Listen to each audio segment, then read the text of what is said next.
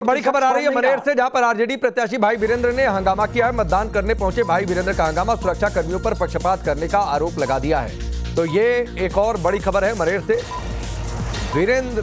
भाई वीरेंद्र पहुंचे हुए थे और ये तस्वीरें आप देखिए, मनेर से ये तस्वीरें आई हैं। उन्होंने कई सारे गंभीर सवाल उठाए हैं, सुरक्षा कर्मियों पर पक्षपात करने का आरोप लगा दिया। पक्षपात क्या हो रहा है ये उन्होंने नहीं बताया, लेकिन वीडियो जरा देखिए। इनको दीजिए, अभी देखिए ना, चेक करने का पावर नहीं है, शांति व्यवस्था करने का है। अभी इनको कहिए तिवारी जी आए हैं कि हमारा वोट खराब करने के लिए। खराब नहीं कर रहे आप, क्यों चेक करने वाले कौन होते हैं? चेक करेगा वहाँ आपको बता देते हैं। अरे 8 किलोमीटर आदेश कराइए। एक है ना भाई सेक्टर पदाधिकारी के बोले हम यहाँ आए हुए हैं बीजेपी का काम करने के लिए।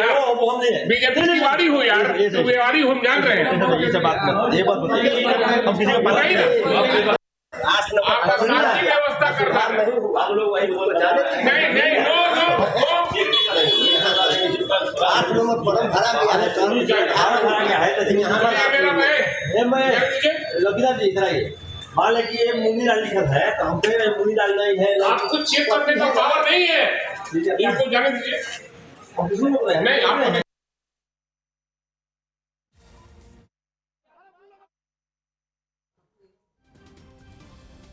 तो भाई वीरेंद्र को आप सुन रहे थे और मतदान करने पहुंचे हुए थे। वहां पर उन्होंने सुरक्षा कर्मियों पर पक्षपात करने का आरोप लगा दिया। एक महिला आगे जाना चाह रही थी, पुलिस उनके कुछ जो अधिकारी थे वो कागज देख रहे थे। उसके बाद ये पूरा हंगामा हो गया। लेकिन इसमें जो आपत्तिजनक क्या, जिस पर चर्चा आगे होगी कि तुम तिवारी हो इसलिए तुम ऐसा कर रहे हो, सुनिए जरा। पर्ची चेक करने का पावर नहीं है, वो भी हमारे मतदाताओं का पर्ची चेक करके बिलमा रहा है। और कई ऐसे जगह रिपोर्ट आई है कि 4 बूथ है इस विद्यालय में और 2 ही लाइन लगा है, एक महिला का एक पुरुष का। तो 4 बूथ का तो 4 लाइन अलग अलग लगना चाहिए। लेकिन ऑब्जर्वर से मैं कहूंगा आपके माध्यम से इसको देखिए, नहीं तो मैंने दिक्कत हो जाएगी। पर्ची चेक करने का पावर नहीं है, वो भी हमारे। तो भाई वीरेंद्र को आपने सुना, इसके बाद उन्होंने क्या कुछ बयान दिया था। इधर लोक गायिका और बीजेपी उम्मीदवार मैथिली ठाकुर अलीनगर विधानसभा सीट से चुनावी मैदान में है। अलीनगर सीट पर आज भी वोट वहां पर डाले जा रहे हैं, उन्होंने भी मतदान किया है, उनसे बातचीत भी हमने की है, सुनिए।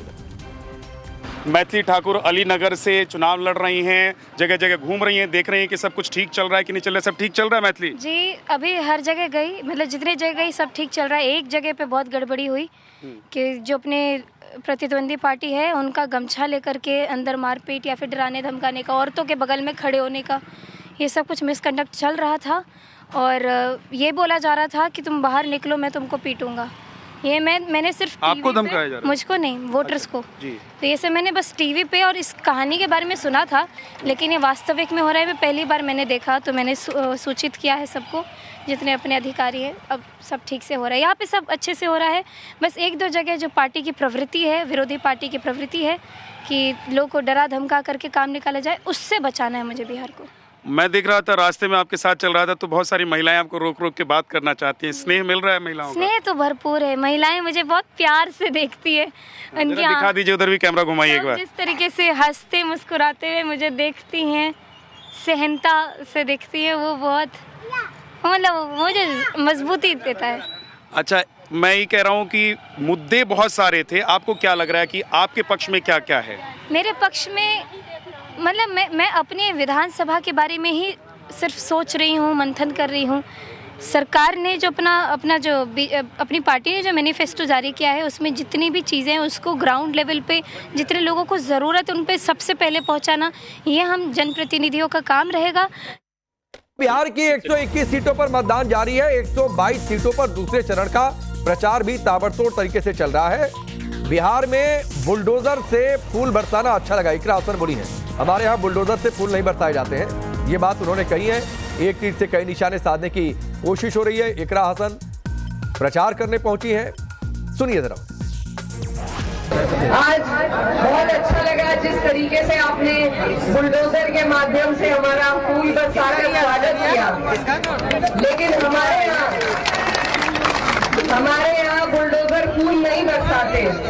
हमारे यहाँ इन बुलडोजर का इस्तेमाल किया जाता है घरों को तोड़ने के लिए, झूठे मुकदमे लगाए जाते हैं, मकान तोड़े जाते हैं, पूरी उम्र लग जाती है एक आम आदमी की, पूरी उम्र लग जाती है एक आम आदमी की एक मकान खड़ा करने में। और जो जल्लाद सरकार हमारे ऊपर उत्तर प्रदेश में है वो मिनट नहीं लगा रहे, लोगों को रोजगार उनका दूर कर रहे हैं, उनके मकान तोड़े जा रहे हैं, झूठे मुकदमे लगा लगा कर उन्हें जेल में डाला जा रहा है।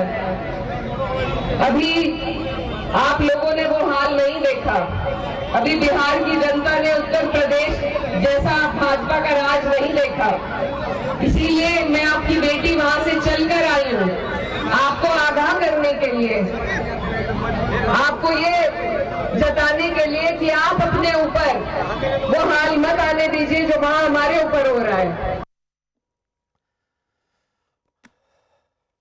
तो इकरा हसन को आपने सुना। अमिताभ भूषण अब प्रधानमंत्री ने बेटियों से क्यों मिल लिया, इस पर भी अजय वर्मा को कांग्रेस को दिक्कत है। इनका बस चले तो ये वर्ल्ड कप भी रिशेड्यूल करवा देते कि नहीं 2 नवंबर को ही फाइनल क्यों हो गया। अच्छा जीत कैसे गए, बिहार चुनाव चल रहा था, अरे ये भी जीत गए तो गड़बड़ हो गया। मैं आगे बोलूं या और? नहीं तो ऐसा है राकेश भाई, आपके जेहन में होगा। हाँ। राकेश भाई आप जानते होंगे लालू यादव कहते थे कि हमारा वोटर टीवी नहीं देखता है, वो अखबार नहीं पढ़ता है। हाँ। तो लालू जी का वोटर, महागठबंधन का वोटर अखबार टीवी तो देखता नहीं है, पढ़ता नहीं है। और बाकी के भी वोटर बिहार में जो मेरी समझ है टीवी देख करके या अखबार पढ़ के तो बूथ पर वोट देने जाते नहीं कि मोदी जी आ गए तो उसका इम्पैक्ट हो जाएगा। हाँ। तो ये बात जो है इसका असर बिहार चुनाव पर हो जाएगा।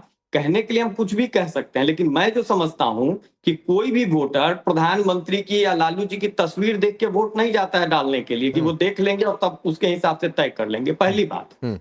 दूसरी बात, आप देखिए पटना जिले के भीतर राकेश जी इस समय पटना शहर की 3 सीटें आप देखिए महत्वपूर्ण सीट है, दीघा, बांकीपुर, कुम्हरार।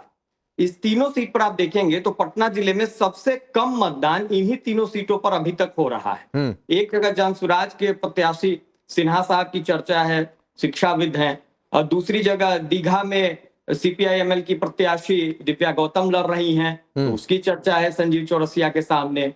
नितिन नवीन की सीट की चर्चा है। अब आप देखिए कि पटना में तमाम पार्टियों के दिग्गज रहते हैं, तमाम पार्टियों के दिग्गज चुनाव लड़ रहे हैं, तो बदलाव के लिए बिहार तैयार है और पटना की शहरी सीटों पर